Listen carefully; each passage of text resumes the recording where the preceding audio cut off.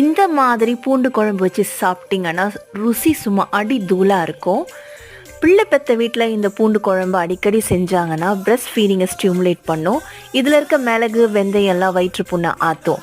இது நாம் செய்ய ஒரு கடாயில் கொஞ்சமாக எண்ணெய் விட்டு மிளகு சீரகம் வெந்தயம் தனியா வரமிளகா அது கூட கொஞ்சமாக பச்சரிசி சேர்த்து நல்லா வறுத்துக்கணும்.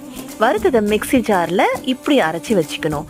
மறுபடியும் கடாயில் நல்லெண்ணெய் விட்டு கொஞ்சமாக கடுகு வெங்காயம் கருவேப்பிலை போட்டு நல்லா தாளிச்சிக்கணும். அப்புறம் ஒரு 200 கிராம் பூண்டை நல்லா கொட்டி வதக்கணும். ஒரு 50% பூண்டு நல்லா வறுபட்டதுக்கப்புறம் நம்ம அரைச்சி வச்ச அந்த விழுதை நம்ம கடாயில் சேர்த்துக்கலாம்.